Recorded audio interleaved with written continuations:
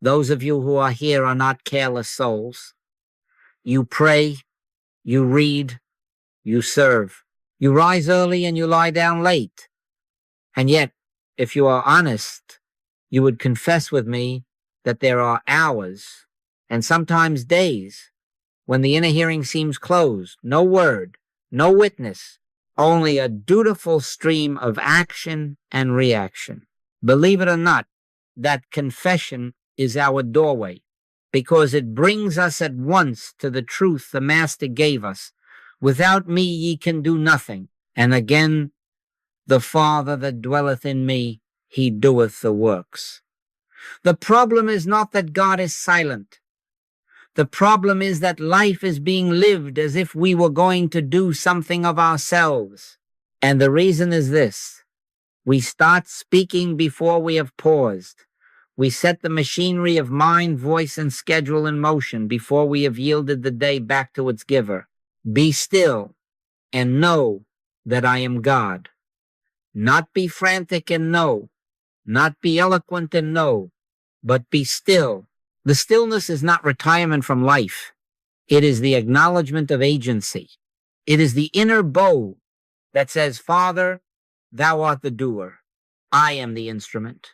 If there is a word to be spoken, speak it through me. If there is a deed to be done, do it as me. Without a period of meditation, even as little as a few breaths, it is as if we were declaring, well, I suppose I shall manage this day by wit, by will, by habit.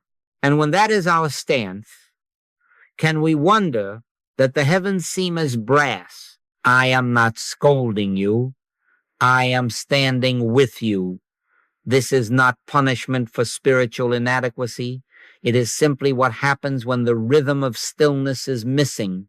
A symphony may have 1,000 notes, but remove the rests, and you no longer have music, only noise. So it is with a day. Without the rests, without the pauses, our goodness becomes strain and our service becomes self-conscious. In quietness and in confidence shall be your strength.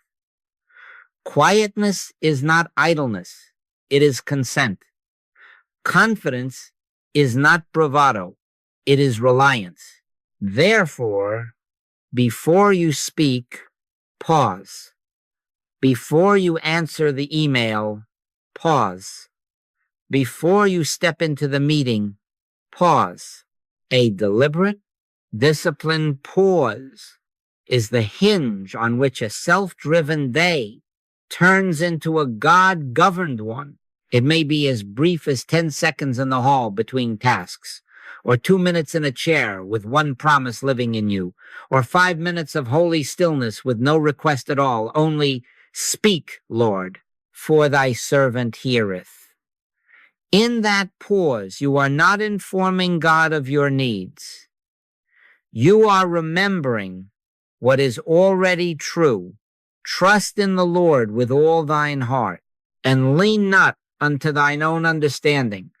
In the pause, leaning ceases and resting begins. I promise you nothing sensational, for God is not a sensation. I promise you something better: fruit, peace where there was hurry, restraint where there was compulsion, a next right step where there was confusion.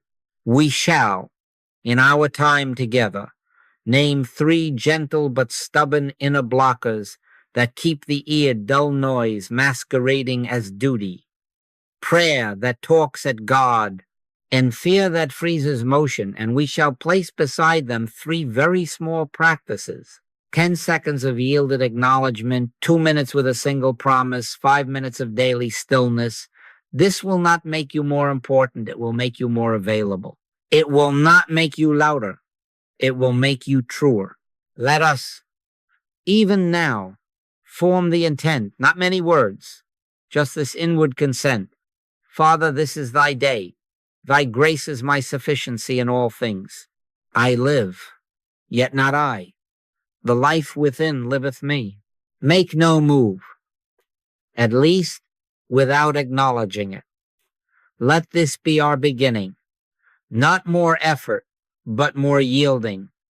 Not a new task, but a new pause before every task. And you will find the ancient promise fulfilled in the modern hallway, in the market, in the kitchen, in the quiet of night. My sheep hear my voice, not because they shout, but because they stop long enough to listen. If we are to make anything of this at all, we must come to the first principle and dwell there until it is marrow in our bones. I can of mine own self do nothing, John 5:30. Not little, nothing. And again, the Father that dwelleth in me, he doeth the works, John 14:10. Now, if the Master could say that, you and I need not be embarrassed to say it. Indeed, it is our liberty to say it. For the moment we accept it, the burden of inventing life drops from our shoulders. Guidance is not manufactured, it is received.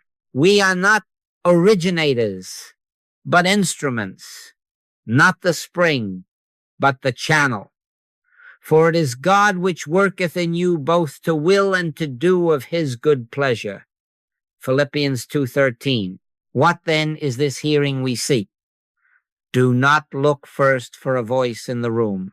Most often, it is a voice in the heart that does not use words. It is an assurance that settles where anxiety had its camp. It is a quiet, hold thy peace when the tongue is ready to defend itself. It is a restraint that feels like mercy.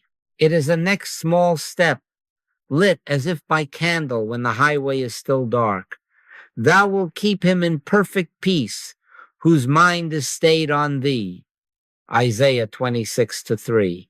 Peace itself is a kind of hearing, for it witnesses that another has taken the helm, and we are safe to move or safe to wait. Why then do we miss it? Because strain is loud.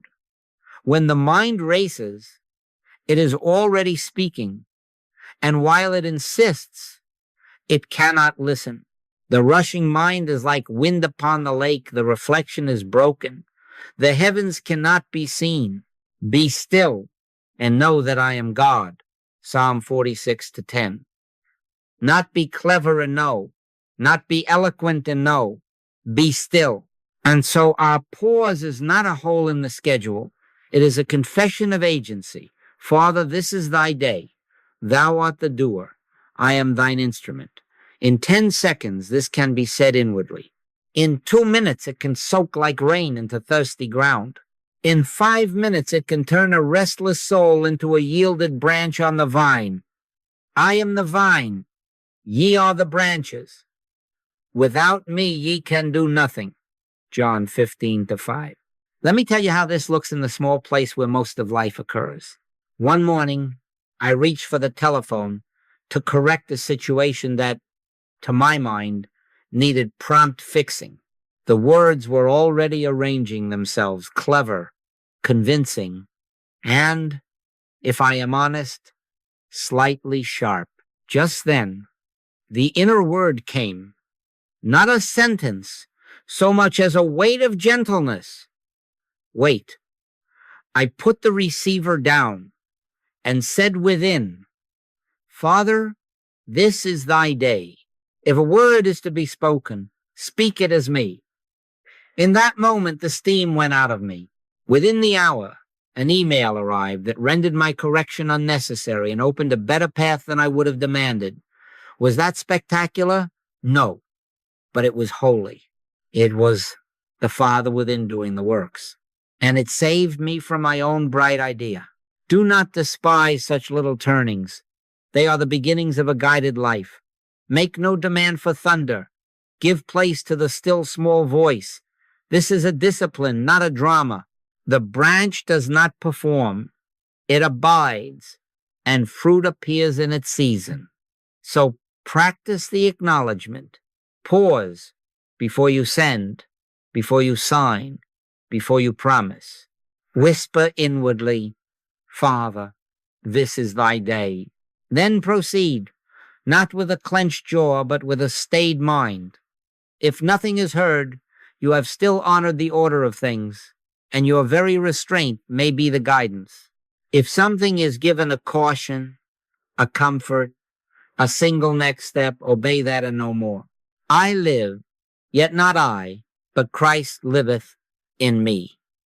Galatians 2:20. That is not poetry for a wall. It is a mode of living for a hallway, a desk, a kitchen. Lay down the pretense of originating answers, and answers will meet you on the road. Thy grace is my sufficiency in all things.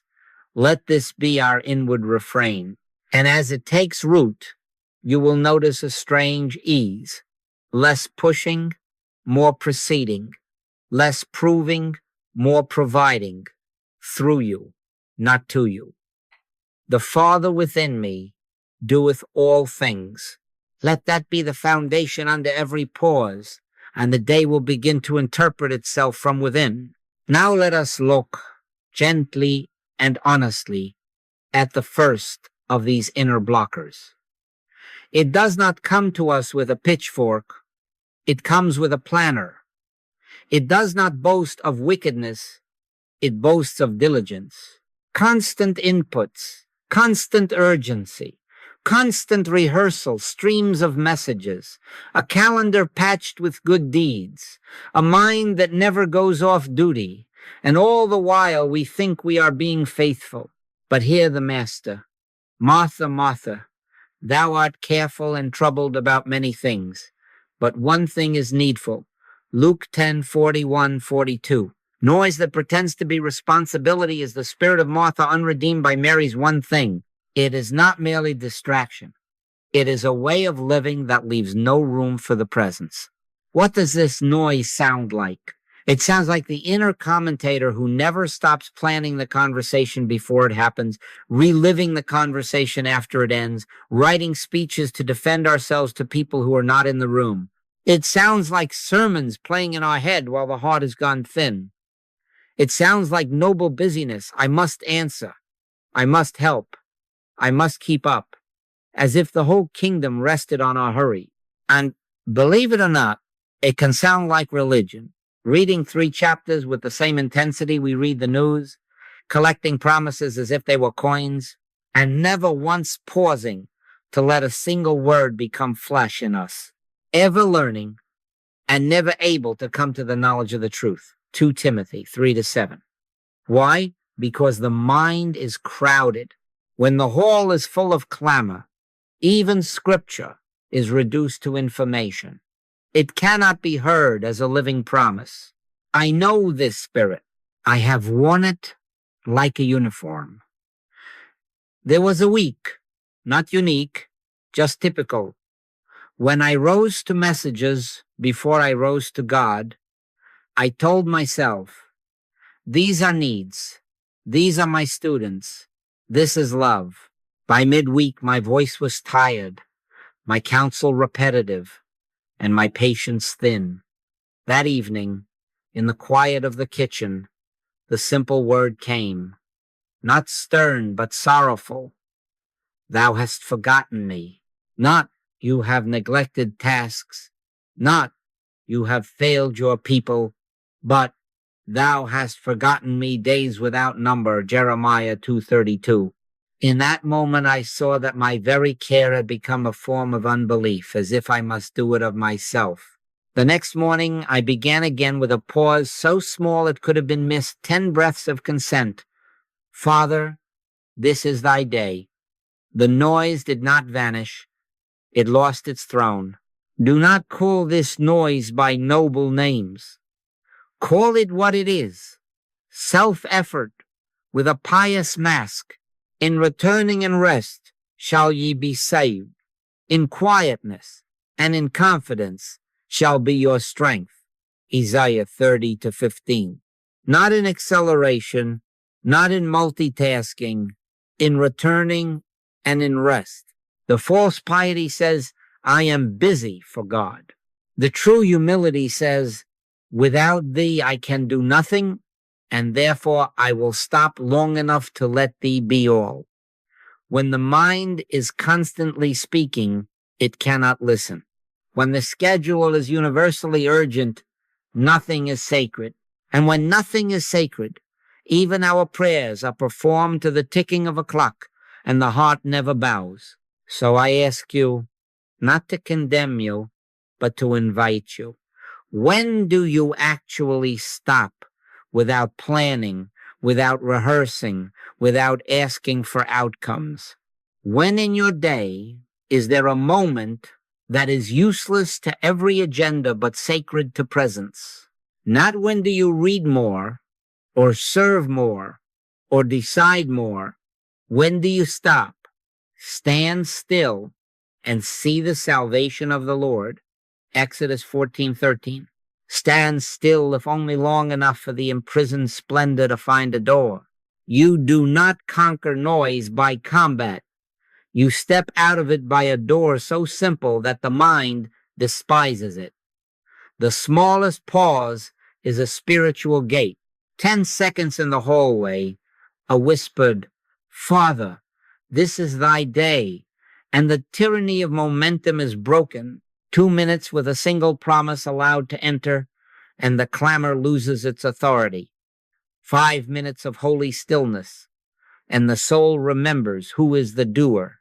We will speak of these pauses more fully, but even now, consent to this. You are not asked to subdue the hurricane. You are asked to turn toward the hush. There remaineth therefore a rest to the people of God, Hebrews 4:9. Enter it, if only for a breath, and you will find that responsibility is not abolished, it is sanctified. Duties continue, but they are held in another's hands. And in that quietness, the ear which was deaf in noise will begin to hear.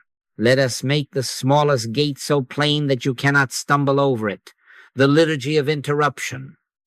Before a call, before a text, before you put your hand upon a door, before you unlock the phone, before you turn the key in the ignition, pause. 10 seconds. No speech to the world, only an inward bow. Father, this is thy day. Go thou before me. In all thy ways acknowledge him, and he shall direct thy paths. Proverbs 3-6. This is acknowledgement, not argument, not begging for outcomes, not bargaining for favors. It is the surrender of agency. The Father within me doeth the works. What is the posture? Gentle, unhurrying. No attempt to polish the mood or to feel holy. Simply, Father, I am not the originator here. Thou art the life, the mind, the doer. If there is a word to speak, speak it as me. If there is silence to keep it in me. My presence shall go with thee, and I will give thee rest. Exodus 33-14. This is not the hour of long prayer. It is the bow before the step. It is laying the reins in the hands, already holding them. 10 seconds will do it. What will you hear in 10 seconds? Often, nothing new. Be content with that. Listen instead for the lessening. Pressure loosens its grip. The jaw unclenches. The tongue, which was loading a reply, finds mercy. A sense of rightness arises, quiet but distinct, as if the path itself relaxes under your feet. Sometimes a restraint is given, wait, or a soft nudge, use fewer words. Sometimes the same action you intended is now carried by another. It bears peace. Be careful for nothing, and the peace of God, which passeth all understanding, shall keep your hearts and minds through Christ Jesus. Philippians 4:6-7. Peace is a form of hearing. Let us practice it here so that it may meet you there. Take the next 10 seconds and let the breath fall naturally within. Say only, Father, this is thy day. Go thou before me. I trust thy government. I will go before thee and make the crooked places straight. Isaiah 45:2. Now do not reach for a sign. Notice the softening. That is enough. When we move again, we shall move under a yoke that is easy and a burden that is light, not because the to-do list has shrunk, but because another bears it in us. To make this practical, choose 3 triggers that shall be unto you as bells in a monastery. Do not choose 20. Choose 3 and keep them. The door handle.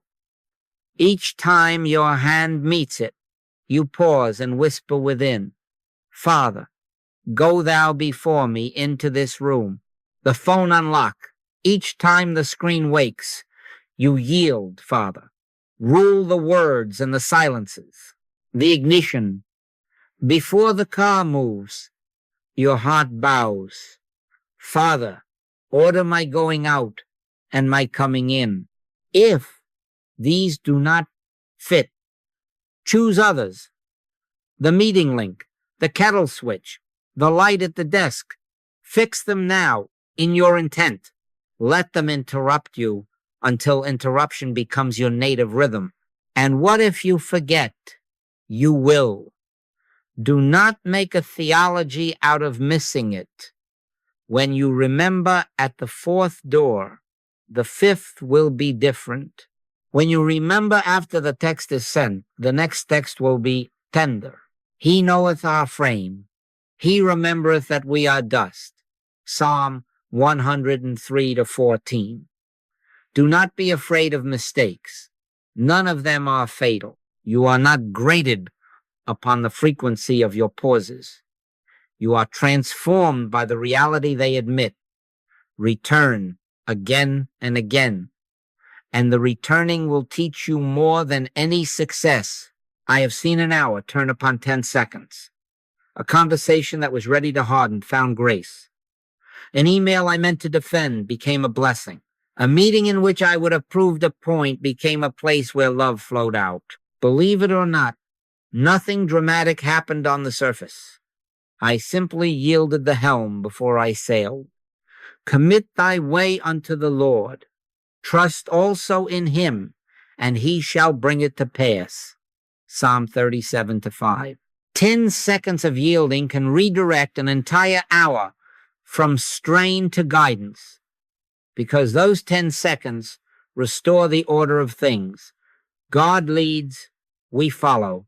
God acts, we consent.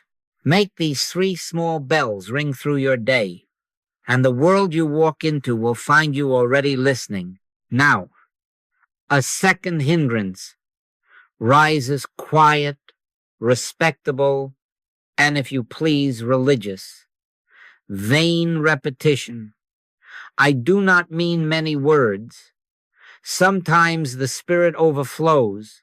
I mean wordy effort that never becomes communion phrases spun like a wheel, yet the heart is not bowed. The Master warned, when ye pray, use not vain repetitions, as the heathen do. For your Father knoweth what things ye have need of before ye ask him. Matthew 6-7-8. Vain repetition is prayer that talks at God. True prayer abides in God. The difference is not counted in syllables, but in surrender. What drives this chattering within? Anxiety longs to keep control. Therefore it repeats. Fear demands certainty. Therefore it keeps speaking. The mind thinks, if I say it again, and yet again, perhaps I shall be heard. Perhaps I shall move the heart of God. But God is not moved by our volume. God is love. It is your Father's good pleasure to give you the kingdom, Luke 12:32. The repeating does not persuade God. It merely betrays that we have not yet let the promise persuade us. We try to hold the wheel with our phrases because we have not yet placed the wheel back in his hands. And so we rattle off verses as if they were incantations. We sling promises as weapons against the dark, yet we do not stop long enough to let a single word become flesh in us. Hear me gently. Vain repetition is of no value. Accept the word as promise. Receive it until it breathes. For all the promises of God in him are yea, and in him amen, 2 Corinthians 1:20. A promise is not a slogan. It is a living assurance, the very presence announcing himself. The word is nigh thee, even in thy mouth and in thy heart, Romans 10:8. When it reaches the heart, prayer becomes hearing. What then is true prayer in this way? It is a turning inward until a promise is felt as present fact. I will never leave thee, nor forsake thee. Hebrews 13:5. I may speak it once, twice, but then I cease from my own works. I grow quiet and let that word find me. I rest there until something changes, not out there, but in here. The fluttering subsides. The breath lengthens. A gentle assent arises. Yes, thou art here. Be not rash with thy mouth. Let thy words be few. Ecclesiastes 5:2. Then the words become few because presence has become much. At such a moment, nothing may be solved outwardly. And yet the tyranny of the problem is broken. Why? Because a greater fact has entered awareness. Peace I leave with you, my peace I give unto you, John 14:27. Peace itself is a message. It says, the Father within me doeth the works. Proceed or wait in confidence. Words have yielded to witness. The petition has turned into abiding. Abide in me, and my words abide in you. John 15:7. Not my words hurled upward, but his word dwelling within. Let scripture be bread, not bait, manna, not magic. Man shall not live by bread alone, but by every word that proceedeth out of the mouth of God. Matthew 4:4. Do not throw verses at your night as if God were far off and hard of hearing. Sit with one assurance until it warms you as near truth. Mary kept all these things and pondered them in her heart. Luke 2:19. Pondering is not performance. It is consent. It is how a promise ripens into hearing. Therefore, we need in our day a short period that is not for achievements or reports to heaven, but for abiding no performance at all. Stand still and see the salvation of the Lord. Exodus 14:13. Stand still inwardly. Take one word, one promise, and let it do the speaking until your fear grows quiet and your anxiety loosens its hold. And when the stillness bears its fruit, peace, restraint, the next right step, move in that, not in the echo of your many words. Prayer becomes hearing when words give way to the inward acceptance of God's promise. Now let us set aside 2 minutes, not a sermon, not a speech to heaven, 2 minutes in which a single promise may find you. Thou wilt keep him in perfect peace, whose mind is stayed on thee. Isaiah 26:3. Not many verses. 1. Not to be memorized mechanically, but to be received as present truth. Vain repetition talks. Promise received abides. A single promise, welcomed within, does more than 1,000 words aimed upward. Here is the simple sequence. First, acknowledge God's presence. Close the book after you have read the verse slowly once, perhaps twice, and shut your eyes. Within, say gently, Father, thou art here. Without thee I can do nothing. With thee all is held in wisdom and love. No strain, no attempt to feel holy, only the admission that the room is already full of God. Lo, I am with you always. Matthew 28:20. Second, receive the promise. Bring up the words quietly, unhurried. Thou wilt keep him in perfect peace, whose mind is stayed on thee. Break it like bread into phrases, and let each piece rest upon the tongue of the heart. Thou wilt keep, this is, thy action, not mine. Him in perfect peace, peace not borrowed, not partial, perfect, whose mind is stayed, steadied, leaned, set on thee. Do not try to make it happen. Let the assurance happen to you. For all the promises of God in him are yea, and in him amen. 2 Corinthians 1:20. This is not your promise to God. It is God's promise to you.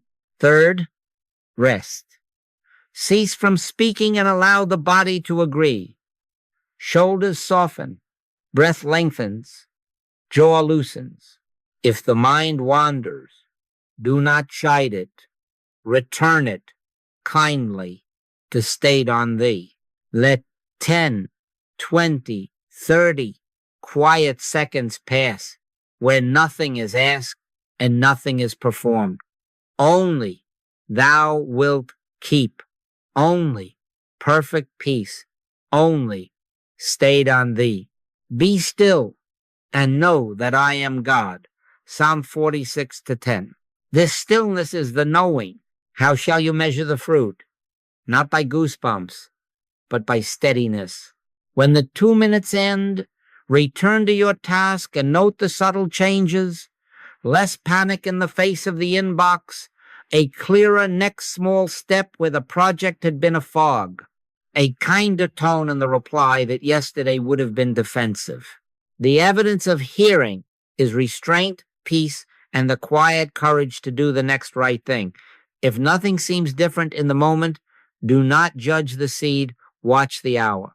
You will discover that something which would have hooked you passes by without claiming you. Thou will keep begins to demonstrate itself as the government of your day. To aid you, gather tools in simplicity. For a season, give yourself to the red letters 5 minutes in the morning and evening to let the master's voice imprint yours.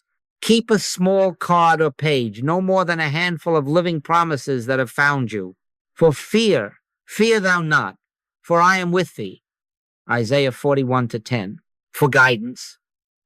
If any of you lack wisdom, let him ask of God, and it shall be given him. James 1:5. For supply. The Lord is my shepherd. I shall not want. Psalm 23:1. For companionship. I will never leave thee, nor forsake thee. Hebrews 13:5. Do not collect them as coins. Let each one be bread in its time. What have you in the house? Enough oil for the daybreak, and divide. I have seen these 2 minutes turn a morning. The mind, ready to defend itself in an email, sat under, thou wilt keep perfect peace.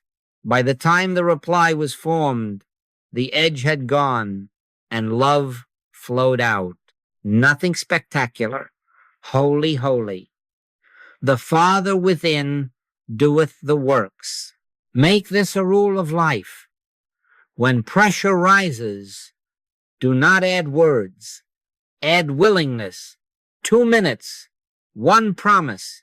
Acknowledge. Receive. Rest.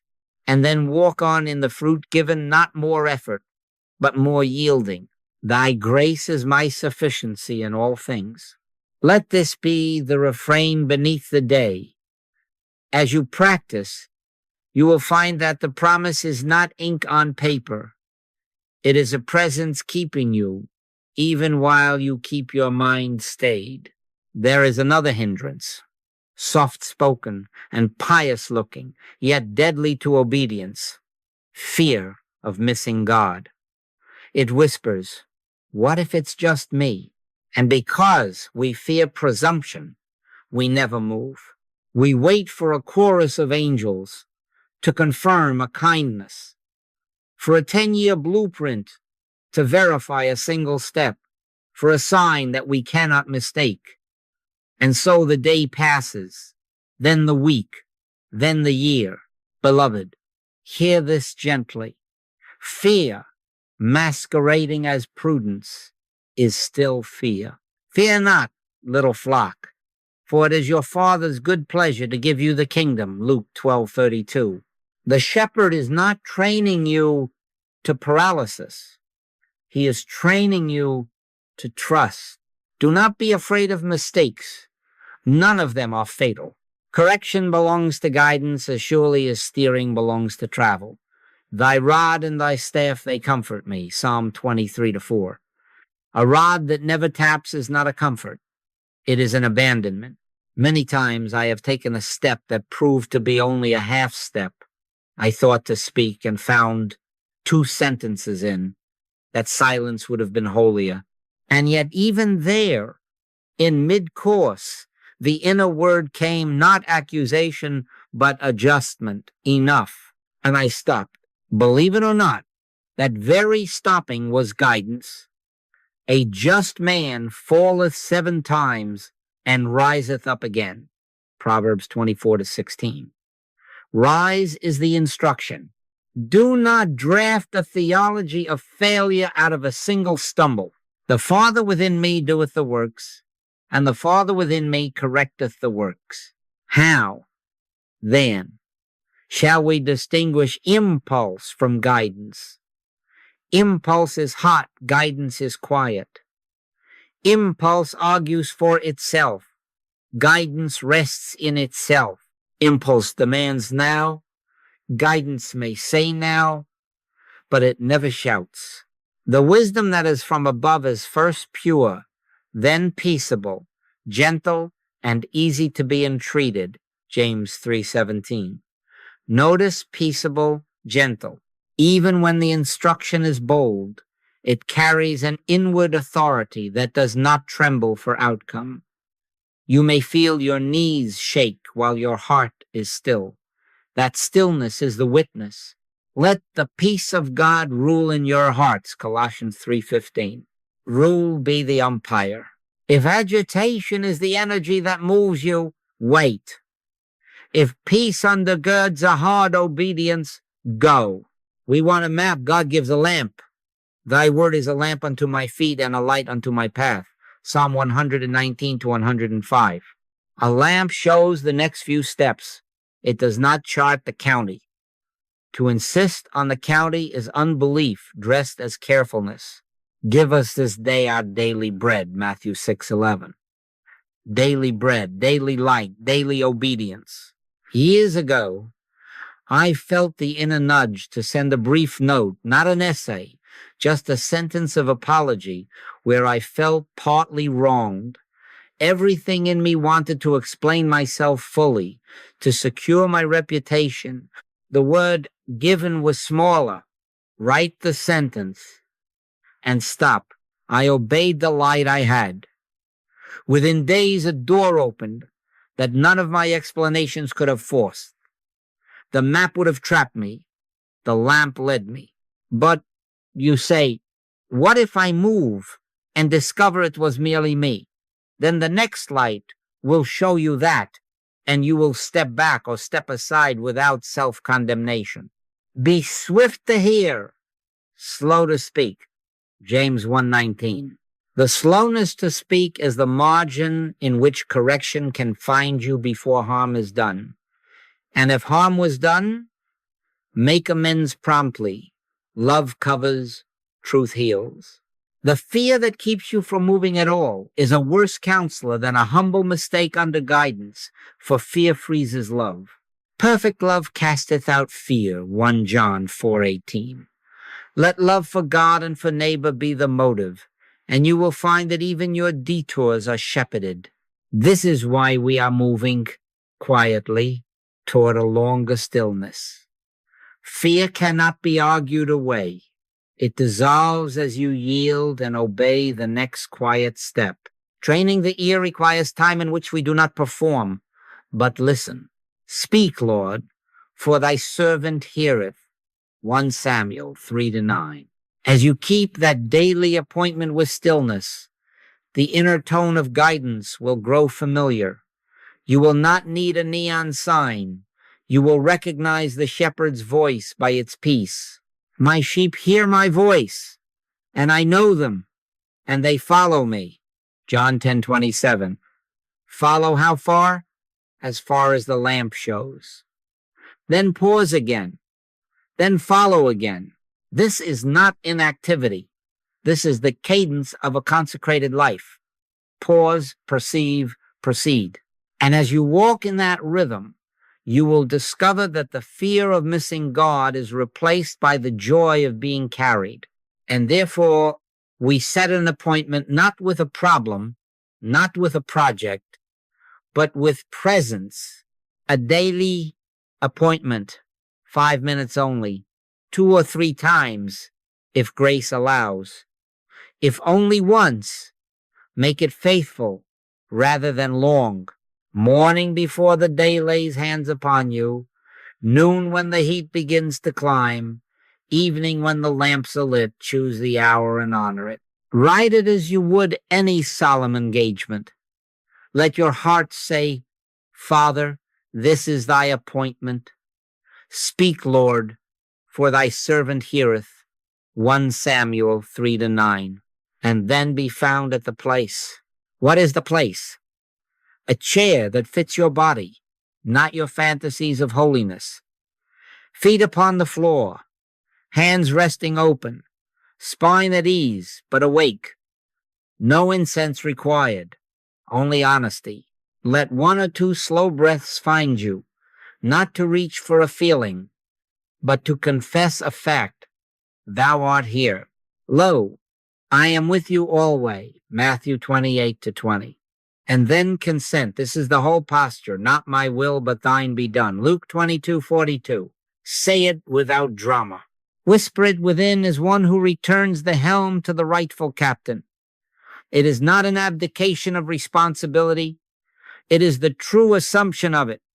For we are not responsible to be God, only to be yielded. Begin, if you will, with gratitude. Not a list to impress heaven, but a soft naming. Father, I thank thee for breath, for light, for this very stillness thou providest. It is of the Lord's mercies that we are not consumed. They are new every morning. Lamentations 3:22-23. Let gratitude loosen the grip of self-concern and then settle into silence. You will find almost at once that thoughts present themselves, duties, drafts of letters, arguments rehearsed. Make no enemy of them. They are not intruders, merely the momentum of yesterday. When they rise, do not wrestle. Return gently to a single phrase that has authority in you. Thy grace is my sufficiency in all things. Let it be the bell that gathers the sheep of your attention each time they wander. Thy grace is my sufficiency. Again, thy grace. Let the words drop from head to heart until their weight is felt. Do not try to make something happen. Abiding is not an outcome. It is a condition, like sitting beneath a tree instead of running with a bucket to catch the shade. Be still and know that I am God. Be still, and the knowing will come of itself. If you feel nothing but ordinariness, stay. If you feel fidgety, stay. 5 minutes of true stillness is not inactivity. It is surrender to the doer within. The Father within me doeth the works, John 14:10. In these minutes, you are not disciplining the universe. You are yielding your instrument. A violin does not play itself. It consents to be played. What may come? Often, peace, quiet, unremarkable, like a lake no longer wind-stirred. Let peace rule. It is not a small thing. Let the peace of God rule in your hearts. Colossians 3:15. Sometimes a restraint appears, clear as a hand upon the shoulder. Wait on this. Sometimes a word to act. Call her now. Sometimes a forgiveness to offer, a sentence to write and stop, a meeting to enter with fewer words. Do not demand fireworks. The wisdom that is from above is first pure, then peaceable, gentle. James 3:17. Its mark is not volume but purity and peace. If nothing definite forms, do not be troubled. The peace itself is instruction. Move in this, and the step will show. Let the 5 minutes keep their order. The first minute, gratitude and consent, not my will. The second and third, silence under the phrase, thy grace is my sufficiency. The fourth, listening, speak, Lord, no strain, only availability. The fifth, receive what is given, even if it is only quietness, and offer the day back. Father, live thy life as me. I live, yet not I, but Christ liveth in me. Galatians 2:20. Then rise and do the next small obedience. Obedience seals hearing. And if you miss the hour, you will. Do not weave a shroud out of that. The next hour is also God's return. If the 5 minutes double themselves because the hush is sweet, receive it with gratitude, but do not make length your boast. Faithfulness, not duration, ripens the ear. Set 2 or 3 such appointments and keep them as best you can. When the bell of your phone or watch calls you, do not despise the interruption.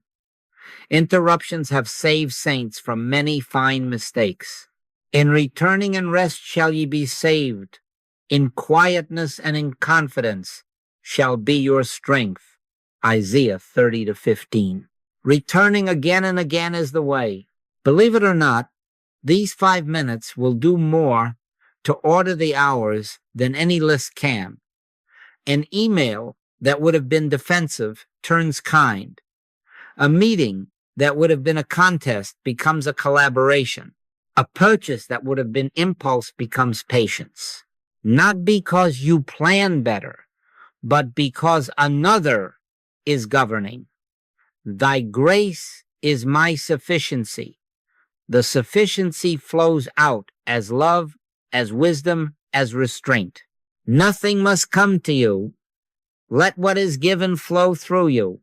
What have you in the house? A quiet heart, and that heart will multiply loaves you cannot count. Do not make this appointment into an altar where you bargain for outcomes. You are not gathering tokens to spend on miracles. You are yielding to the miracle worker. Outcomes will follow as fruit follows sap. Abide in me, and I in you. He that abideth in me, and I in him, the same bringeth forth much fruit. John 15:5. Much fruit is promise, not pressure. The goal is not to perfect your hearing, but to give the Father within a listening instrument and a willing hour. From that hour, go and love. If the word was restraint, hold your peace. If the word was action, act in meekness. If the word was simply peace, carry it like oil and pour it where the day is rough. Make the appointment. Keep the appointment. Let the 5 minutes become a fixed star by which you navigate. If storms come, you will have learned where the harbor lies. If calm prevails, you will have learned who keeps it so. And through it all, say with simplicity, speak, Lord, for thy servant heareth. Then be still and let the imprisoned splendor find its door. Now someone will ask, well then, how shall I know when I have heard? What does it sound like when the shepherd speaks? It is not usually theatrical. It is seldom a trumpet or a neon sign. Guidance, more often than not, is quiet, practical, and near at hand. It sounds like restraint when your words were ready to spill. It feels like peace where urgency had been your master. It appears as the next small obedience, ordinary, doable, lacking fanfare, yet carrying weight. After the fire, a still small voice. 1 Kings 19:12. Still small voice. 3 signs visit us frequently. First, a sudden release from urgency. The engine that was revving settles without your effort. You may find you are in the very same situation, but the inner clutch disengages and the compulsion to fix vanishes.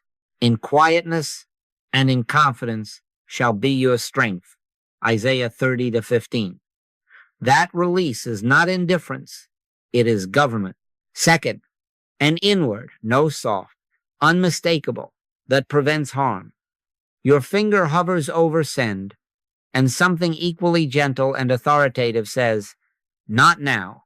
Or your hand reaches for a purchase, and a weightless weight rests upon it. Wait.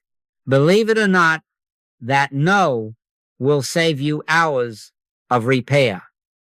Be swift to hear, slow to speak. James 1:19. Third, a calm yes that opens supply. Not a giddy yes, not a gambling yes, but a yes that sits within you as rightness. Give the book, forgive the debt, make the call, and stop. And as you move, doors open of themselves. The steps of a good man are ordered by the Lord. Psalm 37-23. How shall you test these tones? By their fruit. By their fruits ye shall know them. Matthew 7:20. Does the impression, when you hold it in the light, produce love, patience, humility, and peace? Does it make you kinder to the slow clerk, gentler in your correction, more willing to be last? The wisdom that is from above is first pure, then peaceable, gentle, and easy to be entreated, full of mercy and good fruits. James 3:17. Let the peace of God rule, umpire your heart. Colossians 3:15. If what moves you is hot, self-justifying, agitated, or proud, wait. If it flatters you, beware. If it frees you to love, proceed. The Father within me doeth the works, and his works carry his nature pure, peaceable, gentle. Make this workable.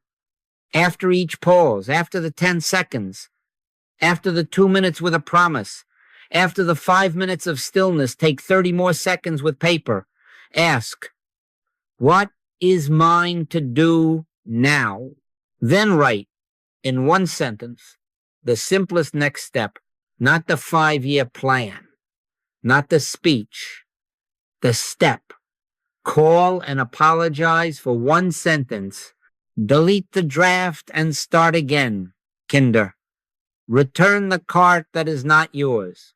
Send a small gift. Wait until Monday. Then do it. Obedience seals hearing. Commit thy works unto the Lord, and thy thoughts shall be established. Proverbs 16:3. Often, the thought clarifies only after you commit the smallest work. I have watched this again and again. Once, standing at a counter with a purchase half decided, the inward note touched me. Wait 24 hours. Everything in me argued. But the sale ends tonight. The peace said nothing more. I obeyed the quiet no. The next day, an old bill I had forgotten presented itself. The purchase would have pinched more than I knew. Another time, the calm, yes, came pay for the one ahead. It was a small sum. I obeyed, feeling slightly foolish and entirely at ease. The woman's eyes filled. I asked God for a token today, she said. What did that yes open? Supply for her, joy for me, and within the week, an unexpected provision in my own affairs. Not barter, resonance. Give, and it shall be given unto you. Luke 6:38. The yes carried love. love multiplied. Do not imagine that hearing is for private comfort alone. The river is not made to pool. Freely ye have received, freely give. Matthew 10-8. The inner voice grows clear as love flows out, truth spoken tenderly, time given without complaint, forgiveness offered before it is asked. Nothing must come to you. Let it flow out from the storehouse within. What have you in the house? A soft answer that turneth away wrath. Proverbs 15-1. A prayer whispered for your adversary. A kindness to one who cannot repay. As you move in these little obediences, you will discover that peace, clarity, and the courage to do the next right thing are not rare visitations. They are the native climate of a life yielded to the doer. I live, yet not I. Christ liveth in me. And because he lives, his tone becomes your tone, his restraint your gentleness, his yes your supply, until your day itself speaks. The Father within me doeth the works. If you would refine the ear, let the heart pour. Hearing is clarified, not only by silence, but by love in motion flowing outward. Nothing must come to you. Everything must flow out from you. This is not austerity. It is alignment. He that believeth on me, as the scripture hath said, out of his belly shall flow rivers of living water. John 7:38. Notice flow. We congest the ear when we make prayer a marketplace for favors. We loosen the ear when we become an instrument for the kingdom to bless. What have you in the house? Not what do you wish you had, but what is present now. A patience you could spend on the slowest person in your day. A kindness you could give to the one who cannot repay. A listening ear you could lend without hurrying the teller. A soft answer you could offer where wrath expects fuel. What hast thou in the house? Said the prophet to the widow. Thine handmaid hath not anything save a pot of oil. 2 Kings 4-2. Break and divide. Pour the little you have, and you will find it is not little when given under obedience. As you let love go out, you will hear more cleanly because your soul is no longer bent in upon its own need. When prayer is organized around getting, the mind stays anxious, always calculating, bargaining, timing. The tone is, how shall I secure myself? But it is your Father's good pleasure to give you the kingdom. Luke 12:32. Receive that, and then let the kingdom move through you. It is more blessed to give than to receive. Acts 20:35. More blessed. Why? Because giving returns you to your nature. You are not a reservoir to hoard. You are a riverbed. The Father within me doeth the works, and the works carry his nature. They flow. Let us make this immediate. Today before the sun sleeps, do 4 simple things as offerings, not for merit, but for alignment. First, forgive one person inwardly. Name them before God and release your case. Forgive, and ye shall be forgiven. Luke 6:37. Do not wait to feel fond. Choose freedom. Second, bless one stranger silently in the market. Audibly, if grace opens the door, the Lord bless thee and keep thee. Numbers 6:24. Let your eyes soften as you pass. Let your heart wish them well. Third, speak truth gently where you would have flattered or avoided. Speaking the truth in love. Ephesians 4:15. One honest sentence, free of edge. Fourth, offer help without being asked. Wash the dish you did not dirty. Return the cart you did not abandon. Send the small note that cost you nothing but attention. Freely ye have received. Freely give. Matthew 10-8. Watch what follows. As love goes out, agitation drops. As you lose the need to protect self, the next instruction stands up by itself, quiet and sure. If any man will do his will, he shall know of the doctrine.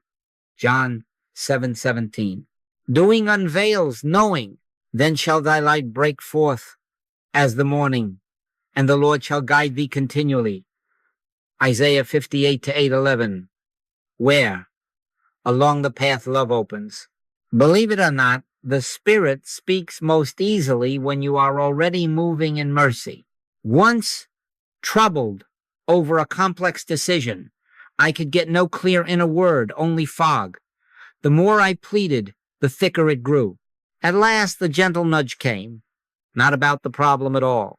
Take bread to the neighbor whose lights have been dim. I argued, what of my crisis? The peace did not answer. I obeyed the small love on the porch. The neighbor wept and, unasked, spoke a single sentence that solved the tangle I had been wrestling. Not barter, order. As I flowed, the channel cleared, and the word I needed came through a door I did not expect. Give, and it shall be given unto you. Luke 6:38. Make this a rule of life. After each pause, ask not only, what shall I do, but also, what love may now go out? Then do it small and do it soon. The river does not wait to become a sea before it flows. It flows and becomes a sea. Thy grace is my sufficiency in all things, sufficiency to forgive, to bless, to speak true, to serve. As you live thus, you will find that the inner voice takes on a single tone, the tone of love, and where love leads, light follows. Let us gather all of this into a single livable pattern, a small rule of life, not another burden. We are not adding weight. We are exchanging strain for rhythm. A day scattered by self-effort can be reassembled by 3 pauses. What have you in the house? 10 seconds. 2 minutes. 5 minutes. That is enough. His compassions fail not. They are new every morning. Lamentations 3:22-23. Order the morning and you will find that compassions meet you through the day. First, the morning appointment 5 minutes before the day lays hands upon you. Set the chair. Set the time. Be found there. Speak, Lord, for thy servant heareth. 1 Samuel 3-9. Whisper within, not my will, but thine be done. Luke 22:42. Let one phrase steady you. Thy grace is my sufficiency in all things. No performance, no hunt for fireworks, only availability to the doer within. Rise from that chair, not to conquer, but to consent. The Father within me doeth the works. John 14:10. Make no promise about 30 minutes next week. 5 faithful minutes now. Morning by morning he wakeneth mine ear to hear, as the learned Isaiah 50:4. Second, at midday 2 minutes with a promise. Choose one word and let it find you. Thou wilt keep him in perfect peace, whose mind is stayed on thee. Isaiah 26:3. Or, I will never leave thee, nor forsake thee. Hebrews 13:5. Read it once. Close the eyes. Receive it as bread. Break it into phrases. Let it melt. Then rest. 30 silent seconds in which you do not steer your ship. This is not ambition. It is maintenance of the inward lamp. Thy word is a lamp unto my feet. Psalm 119-105. 2 minutes will suffice to turn the afternoon from hurry to hearing. Third, the 10-second acknowledgments throughout the day hinges upon which the doors of action swing. Before you open a browser or a mouth, Father, this is thy day. Live thy life as me. Before you answer a text, enter a meeting, spend the money, Post the message. A brief bow of the heart. 10 seconds of yielding can redirect an hour from strain to guidance. Tie this to your thresholds. Thou shalt bind them for a sign upon thine hand, and thou shalt write them upon the posts of thy house. Deuteronomy 6-8-9. Let the door frame, the steering wheel, the send button, the coffee kettle be your posts. Believe it or not, such tokens train the soul more than many lectures. Do not add 10 more disciplines. Keep this small rule until it becomes atmosphere. Spiritual ambition is only ego in a choir robe. Be faithful in that which is least, and you will discover that more is given without fanfare. Luke 16:10. Do not count your minutes. Let your minutes count you. The fruit is cumulative. A week of these pauses, and you will notice fewer hurried words. A month, and you will sense government in places where you used to improvise fear. A year, and you will not remember how to live without the pauses, for guidance will have become a habit of consciousness. Commit thy way unto the Lord. Trust also in him, and he shall bring it to pass. Psalm 37-5. Not suddenly, steadily. How shall you keep this? Not by membership, not by oath. We have no organization. We have no memberships. You do not need my oversight. You need your appointment with God. Set 2 or 3 alarms as gentle bells, no shaming, only calling. Keep a small card with your promise for the week. Place a dot in your journal at each kept pause, no paragraphs, just a witness. If it helps, ask one friend to ask you on Fridays, did you keep your appointments, not to police you, but to bless you? Enter into thy closet, and thy Father which seeth in secret shall reward thee openly. Matthew 6-6. The reward is not applause, it is presence. And if you miss a pause, return. If you forget a day, return. In returning and rest shall ye be saved. In quietness and in confidence shall be your strength. Isaiah 30-15. Do not be afraid of failures. None of them are fatal. The Father within you is patient, and he is training you for a life, not for a moment. Keep the morning 5, the midday 2, the 10-second bows at your thresholds. Let this small, faithful rhythm turn your scattered day into a guided life, until it is no longer you striving to hear, but another listening, speaking, and acting as you. I live, yet not I. Christ liveth in me. Galatians 2:20. And as he lives, your hours will quietly declare, the Father within me doeth the works. Let this be our closing and our opening, our benediction and our beginning. We have not gathered to sharpen self-will, but to yield. Hearing God is not a skill to perfect. It is a life to consent to, until another listens, another speaks, another acts as you. I live, yet not I. Christ liveth in me. Galatians 2:20. Take that not as poetry, but as posture. It is the mature confession of a soul that is proved day upon day that the Father that dwelleth in me, he doeth the works. John 14:10. When this confession is true of us, effort becomes availability, prayer becomes abiding, outcomes become fruit. Now you may say, but I have failed at this 1,000 times.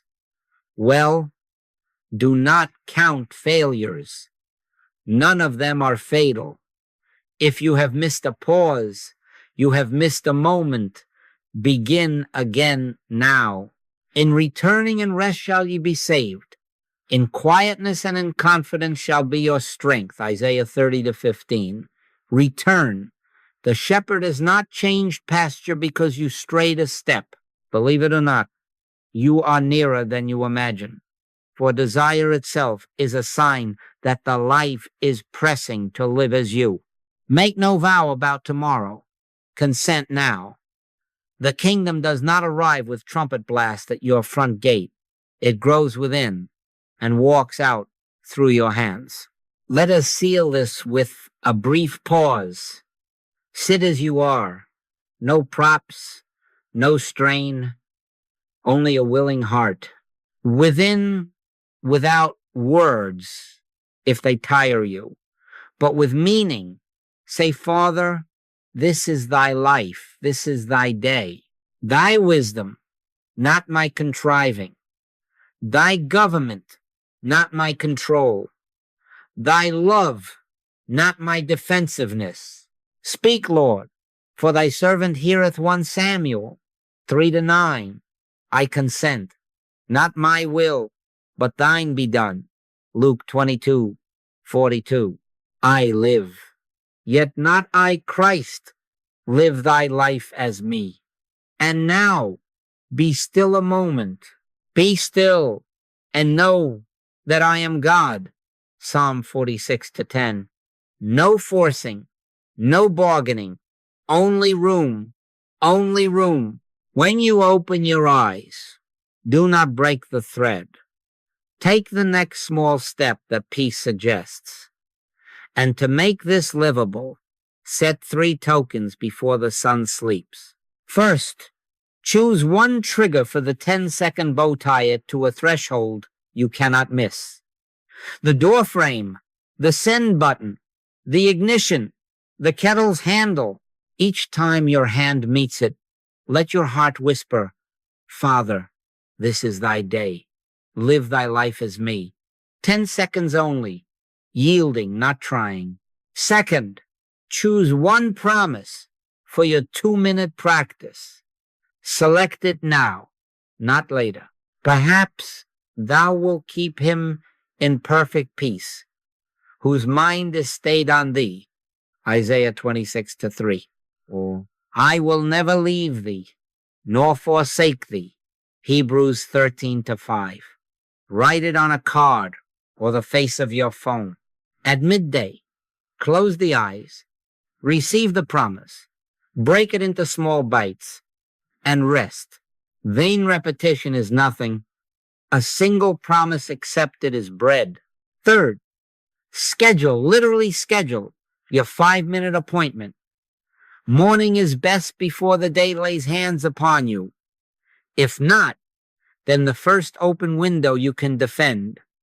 Set a gentle bell. Call it by its name. Speak, Lord. Keep it faithful rather than long. In that chair, say with simplicity, Thy grace is my sufficiency in all things. Then be still and let the Father in you govern. If you miss it, return. If you feel nothing, return. If you overflow, return. Returning is the whole way. I will not promise that the path becomes easy. There are no easy paths. There is a sure presence. Devotion, not drama, makes it evident. The world will still spin. Duties will remain. But your center will move from self-effort to God-governed flow. Abide in me, and I in you. For without me, ye can do nothing. John 15:4-5. That is not threat. It is rescue. It is the end of pretending to be your own vine. Abide. And fruit appears of itself restraint where you used to rush. Peace where you used to push. The next right obedience where you used to freeze. So now we go not to perform but to permit. Make no move, not word, not purchase, not post without at least 1 breath of acknowledgement. Father, this is thy life. Let love flow out. Let truth flow out. Let forgiveness flow out. Nothing must come to you. Everything must flow through you. And as you give, you will know. Then shall thy light break forth as the morning, and the Lord shall guide thee continually. Isaiah 58:8-11. If you stumble, rise. If you forget, return. If you fear, obey the smallest gentle instruction and let fear dissolve by doing. This is our consecration.